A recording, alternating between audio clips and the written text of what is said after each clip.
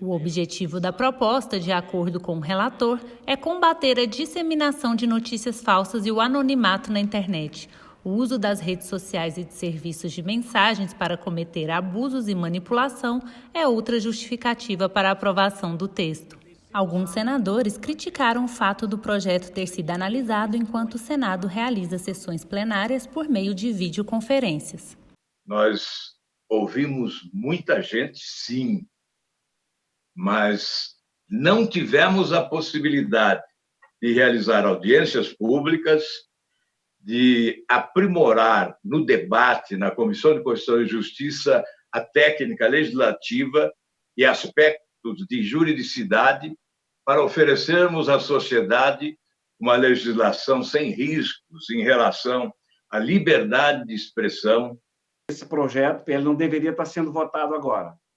O ato que o senhor publicou, o ato que o senhor assinou, para que nós pudéssemos estar em sessões remotas, diz que nós deveríamos estar exclusivamente, está aqui, o texto diz isso, exclusivamente tratando de coisas que dizem respeito à pandemia. Mas essa opinião não é unanimidade. As fake news, elas são, sim, um grande problema na pandemia. Para você ter ideia, o YouTube, por exemplo, os fake news são vistas 3 vezes mais do que as verdades, né, pelo YouTube. As notícias verdadeiras sobre Covid são vistas 3 vezes menos do que as fake news. Essa matéria não é terminativa hoje no Senado. Nós não estamos votando definitivamente esta matéria. Nós estamos dando um passo, uma posição. Isso vai à Câmara. Na Câmara vai sofrer contribuições. Muito provavelmente esse texto será alterado na Câmara e isso voltará ao Senado. E aí sim, em sessão presencial, daqui a 2 ou 3 meses, nós estaremos dando a versão final a esse trabalho. O relator concordou. Muito se falou, por exemplo, em versão 5.0 do relatório, como se quisesse argumentar que estávamos trazendo novidades e pontos não discutidos. Isso não condiz com a realidade. Os textos que apresentamos aos colegas sempre foram evolução das mesmas ideias conhecidas desde o início desse debate. O autor do projeto disse que atendeu um apelo da sociedade. Esse é um projeto do Brasil, dos brasileiros do mundo real. Nos últimos 30 dias foram realizadas pelo menos 3 grandes pesquisas, os maiores institutos brasileiros de opinião, de pesquisa de opinião, e o Data Senado.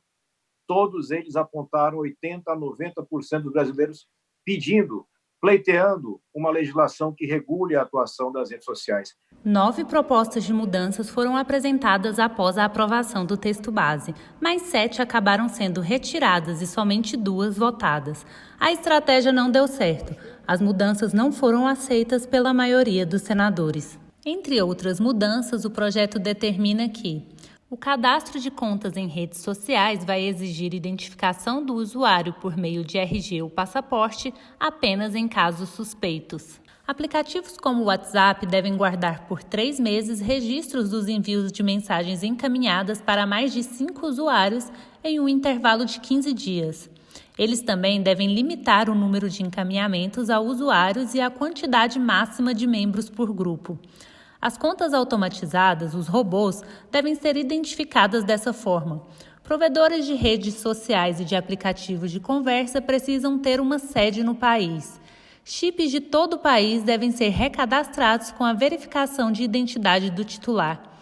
A intenção é dificultar a criação de perfis com números falsos. Agentes políticos, como o presidente da República, ficam proibidos de bloquear usuários nas redes sociais. O texto prevê ainda a criação de um Conselho de Transparência e Responsabilidade na Internet.